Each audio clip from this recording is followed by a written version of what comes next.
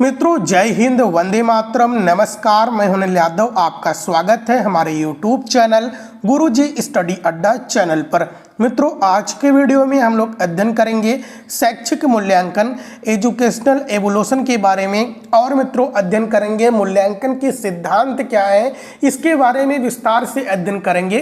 क्योंकि मित्रों, यहाँ से आपके एग्जाम बीएड सेमेस्टर और डीएलएड में हर बार एक क्वेश्चन जरूर पूछा जाता है। तो चलिए मित्रों, हम शुरू करते हैं। शैक्षिक मूल्यांकन की बात करें तो मित्रों ध्यान से देखिए, हम जीवन में जन्म से मृत्यु तक किसी न किसी रूप में मूल्यांकन करते रहते हैं। यदि मानव जीवन से मूल्यांकन का विलोप हो जाए तो जीवन का उद्देश्य ही कदाचित समाप्त हो जाएगा। हम जीवन के हर क्षेत्र में इस विधा का प्रयोग करते हैं। मनोविज्ञान और शिक्षा में तो यह और भी महत्वपूर्ण है, क्योंकि इन दोनों ही विषयों में किसी भी प्रकार का विकास बिना मूल्यांकन के नहीं किया जा सकता है। तो देखिए मित्रों, हम बात करें शिक्षा में मूल्यांकन का क्या महत्व है, मूल्यांकन क्या है। तो देखिए मित्रों, जब व्यक्ति इस संसार में जन्म लेता है तब से लेकर मृत्यु तक जो भी व्यक्ति कोई भी कार्य करता है उसका कुछ न कुछ उद्देश्य होता है। जब मित्रों आपके उद्देश्यों की पूर्ति हो जाती है तो व्यक्ति उस उद्देश्य का विश्लेषण करता है, संश्लेषण करता है, फिर उसके बाद उसका एक आकलन करके, मापन करके मूल्यांकन करता है कि हमको इस उद्देश्य की प्राप्ति से कितना लाभ हुआ, कितना हानि हुई, हम किस प्रकार से और अच्छे तरीके से अपने कार्यों को कर सकते हैं। यानी कि मित्रों, जो मूल्यांकन होता है यह जीवन पर्यंत चलता रहता है। जन्म से लेकर मृत्यु तक कोई भी व्यक्ति जो कोई भी कार्य करता है, जो अपने उद्देश्यों की पूर्ति के लिए कोई भी कार्य करता है, उस उद्देश्यों का वह आकलन करता है, जिसे मूल्यांकन कहते हैं। देखिए मित्रों, हम बात करें शिक्षा में मूल्यांकन की तो देखिए मित्रों, हमारी कक्षा में कौन सा छात्र सबसे अधिक होशियार है, कौन व्यक्ति स्वार्थी है, हर आदमी मतलबी होता है, जैसे कथनों के आधार पर मूल्यांकन ही है। उपर्युक्त प्रश्नों के उत्तर बिना मूल्यांकन नहीं दिए जा सकते। मूल्यांकन द्वारा ही सावधानी पूर्वक यह निर्णय लिया जा सकता है कि कौन सी वस्तु बुरी है या कौन सी वस्तु अच्छी है। मूल्यांकन व्यक्ति या समाज के दृष्टिकोण से यह मानता है कि कौन सी चीज़ें अच्छी हैं और कौन सी चीज़ें बुरी हैं। इस प्रकार मूल्यांकन समाज और व्यक्ति दोनों में ही अपने में ही समाहित करता है।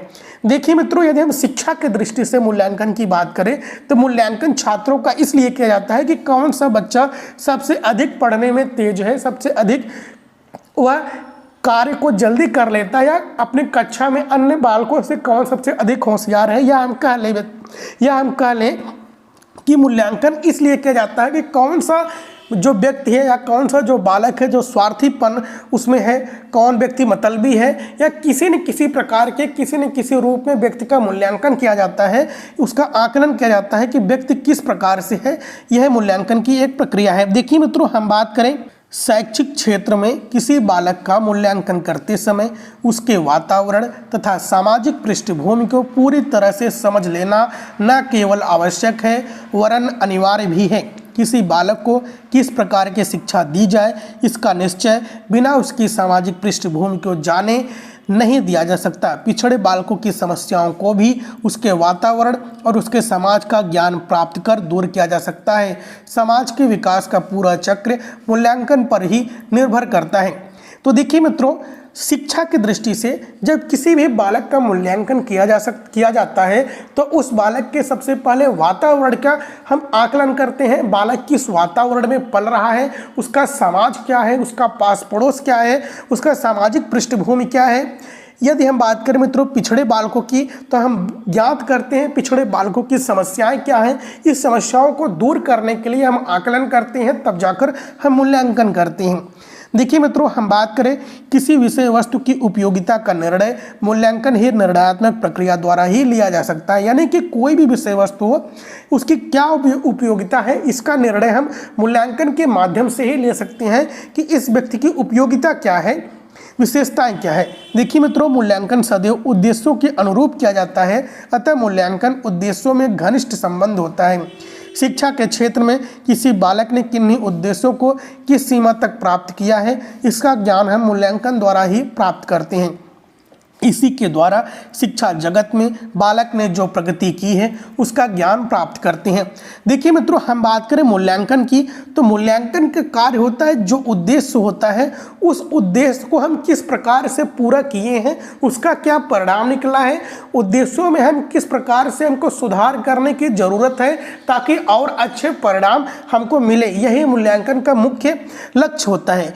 देखिए मित्रों, हम बात करें शिक्षा जगत में, शिक्षा जगत में भी मूल्यांकन का यह लक्ष्य होता है कि जो बच्चों को हम चीज़ें को सिखाए हैं, जो हमने अपने उद्देश्यों को पूर्ति करने के लिए जो बालकों को सिखाए हैं, क्या बालक वह कार्य सही से कर पा रहे हैं कि नहीं। यदि वह बालक सही से कर पा रहे हैं तो हमारे उद्देश्यों की पूर्ति होती है, उसका आकलन किया जाता है, उसका मूल्यांकन किया जाता है। देखिए मित्रों, NCERT की कॉन्सेप्ट इवोल्यूशन नामक पुस्तक से मूल्यांकन प्रक्रिया द्वारा हमें अग्रांकित 3 बातों का पता चलता है। तो इसको हम आगे चलकर देखते हैं। मुख्य बातें यहाँ पर है, NCERT की कॉन्सेप्ट इवोल्यूशन नामक पुस्तक एक है। देखिए मित्रों, 3 बातें हैं, हमने अपने उद्देश्यों को किस सीमा तक प्राप्त किए हैं। मूल्यांकन का यह एक जरिया है। देखिए मित्रों, कक्षा में दिए जाने वाले शैक्षिक निर्देशन कितने प्रभावकारी हैं, शैक्षिक उद्देश्यों की पूर्ति कितने अच्छे ढंग से हुई है। तो मित्रों, हम जब मूल्यांकन करते हैं तो हम इस बातों को ध्यान में रखते हैं कि जो भी शिक्षक होता है, जो बच्चों को पढ़ाया होता है, उसका एक उद्देश्य होता है कि बालक इन बातों को समझ सके, इन बातों को, चीज़ें को समझ सके, उस कार्य को कर सके, उस बातों को वह जान सके। तो इसका उद्देश्य की सीमा क्या है, क्या हमारे जो उद्देश्य है बालक ने समझ लिया है कि नहीं समझ लिया, यानी कि हम जो बच्चों को पढ़ा रहे हैं क्या हमारा उस उद्देश्य की पूर्ति हुई है कि नहीं हुई है।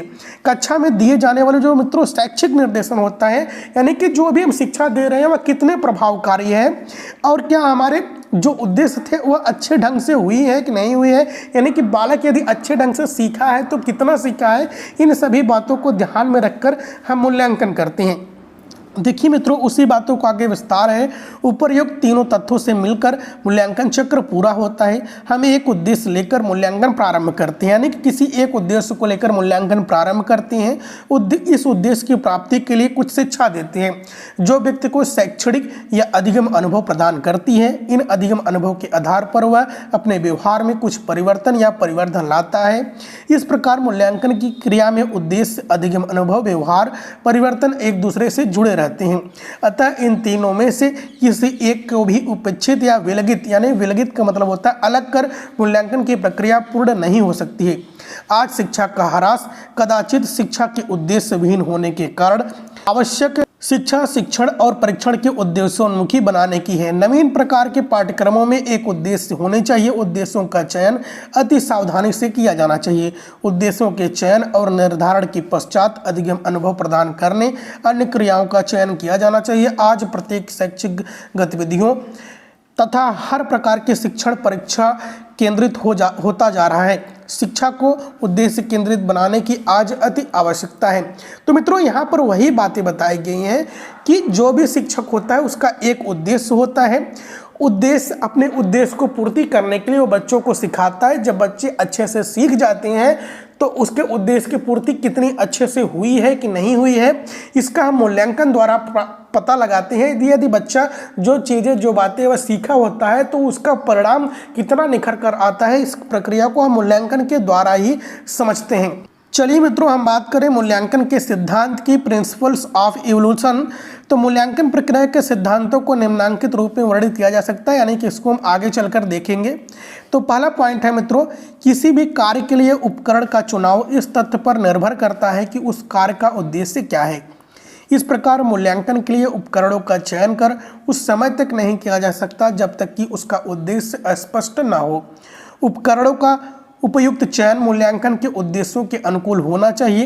यदि उपयुक्त उपकरण उपलब्ध न हो तो उसका निर्माण किया जाना चाहिए।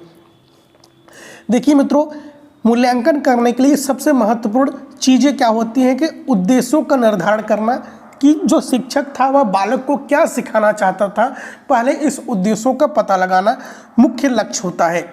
दूसरा पॉइंट है मित्रों, मूल्यांकन के लिए उपकरणों का प्रयोग करते समय यह ध्यान रखना चाहिए कि उससे हमारे उद्देश्यों की पूर्ति हो रही है। मूल्यांकन के लिए अनेक उपकरण उपलब्ध हो सकते हैं पर उन सब का अपना एक विलक उद्देश्य होता है। वे अन्य उद्देश्यों की प्राप्ति में उतने ही सहायक नहीं होते हैं। अतः मूल्यांकन उपकरणों का प्रयोग अपने निर्धारित उद्देश्यों के अनुरूप ही करना चाहिए। तो देखिए मित्रों, जो मूल्यांकन होती हैं, मूल्यांकन के लिए विभिन्न जो विधियां अपनाई जाती हैं, जो उपकरण अपनाए जाते हैं, जो शैक्षिक तकनीकी अपनाई जाती है, उसमें मुख्य रूप से उद्देश्यों की पूर्ति जो शिक्षक करना चाहता है, जो बच्चों को सिखाना चाहता है, क्या बच्चे सीख पा रहे हैं कि नहीं सीख पा रहे हैं, इसका पता लगाना, और यदि बच्चे सीख पाए हैं तो किस प्रकार से सीख पाए हैं, यदि उसमें ज़रूरत पड़ती है तो उसमें बदलाव भी कितना किया जाना चाहिए, कैसे किया जाना चाहिए, इस प्रकार से करना चाहिए। देखिए मित्रों, अगला पॉइंट है, किसी व्यक्ति या समूह के पूर्ण मूल्यांकन के लिए विविध विधाओं और उपकरणों का प्रयोग करना चाहिए, क्योंकि किसी एक उपकरण द्वारा पूर्ण मूल्यांकन प्राप्त नहीं किया जा सकता। यानी कि मित्रों, जो मूल्यांकन की प्रक्रिया होती है, मूल्यांकन किसी एक तरीके से नहीं किया जाना चाहिए, समग्र मूल्यांकन करना चाहिए। यानी कि सभी विधियां जो होती हैं उसको अपनाया जाना चाहिए। मूल्यांकन के लिए एक उपयुक्त उपकरण, उपयुक्त टूल्स का इस्तेमाल करना चाहिए। अगला पॉइंट है मित्रों, उपकरणों की उपयोगिता का मूल्यांकनकर्ता को पूर्ण ज्ञान होना चाहिए। इनके अच्छा या उत्तम होने के लिए किन किन विशेषताओं का इनमें होना वांछित है, यह अवश्य देख लेना चाहिए। यानी कि मित्रों, जो व्यक्ति मूल्यांकन करता है, मूल्यांकन करने वालों को मूल्यांकन किस प्रकार से किया जाए उसकी पूरी प्रक्रिया की जानकारी होना अति आवश्यक होता है। तो चलिए मित्रों, देखते हैं अगला पॉइंट है, मूल्यांकन को अपने आप में अंत न समझ उसे अन्य उच्च लक्ष्यों की प्राप्ति के लिए माध्यम समझना चाहिए। तो देखिए मित्रों, मूल्यांकन का मतलब यह नहीं होता है कि अंक प्रदान करना। मूल्यांकन का मतलब होता है जो भी गलतियां हुई है उसमें सुधार करना।